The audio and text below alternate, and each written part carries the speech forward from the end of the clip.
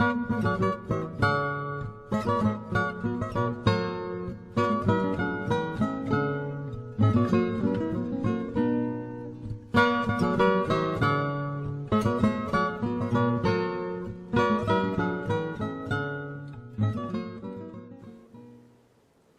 goes it now? He looks gentler than he did.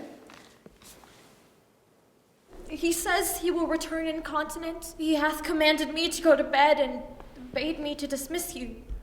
Dismiss me? It was his bidding. Therefore, good Emilia, bring me my nightly wearing and adieu. We must not now displease him. I would you had never seen him. Oh, so would not I. My love doth so approve him, that even in his stubbornness, his checks, his frowns, prithee, unpin me. Have grace and favor in them. I have laid those sheets you bade me on the bed. All's one. Good faith, how foolish are our minds. If I die before thee, prithee shroud me in one of those same sheets. Oh, come, you talk. My mother had a maid called Barbary. She was in love, and he who she loved proved mad and did forsake her.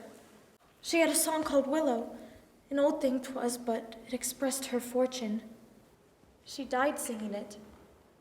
That song tonight will not leave my mind. I have much to do but to hang my head all to one side and sing like poor Barbary did.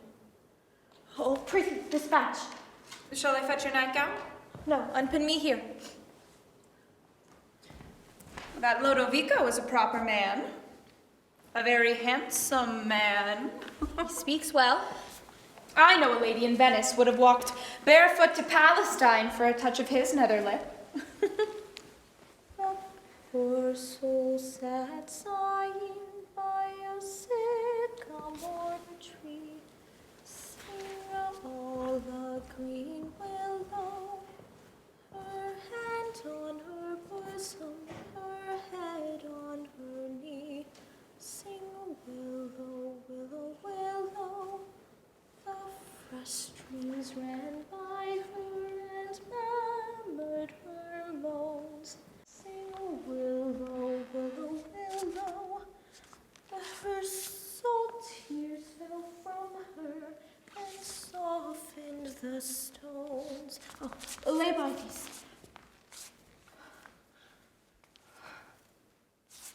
Sing willow, willow, willow.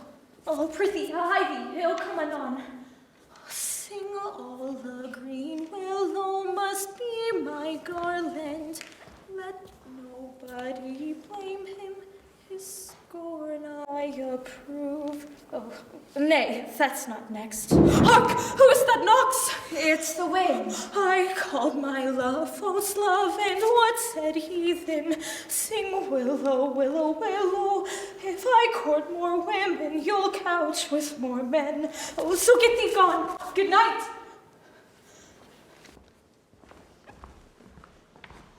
Mine eyes do itch. Doth that bode weeping?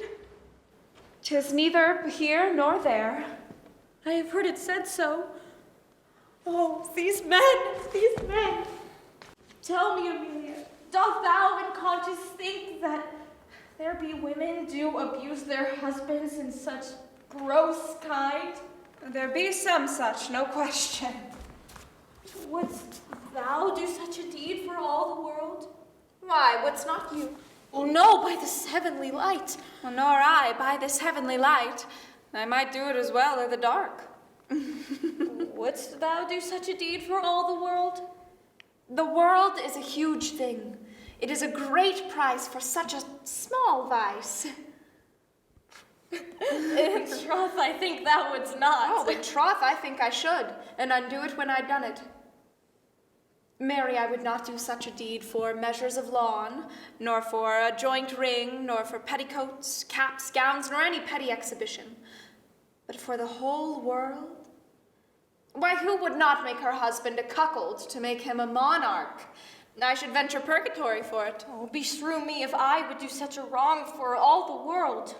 Why, the wrong is but a wrong i' the world, and having the world for your labor, 'tis a wrong in your own world, and you might quickly make it right. Oh, I do not know any such woman. Yes, a dozen, and as many to the vantage as would store the world they played for. But I do think it is husbands' faults if their wives do fall. Say that they break out into peevish jealousies, throwing restraint upon us, or say they strike us, or scant our former having in despite. Why, we have some galls, and though we have some grace, yet we have some revenge. Let husbands know their wives have sense like them. They can see and smell and have their senses for both sweet and sour, as husbands have.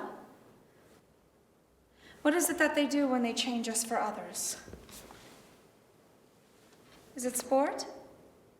I think it is. And doth affection breed it? I think it doth. And is it frailty that thus errs?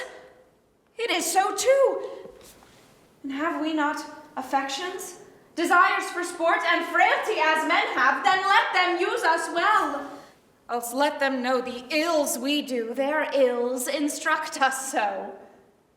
Good night. Good night.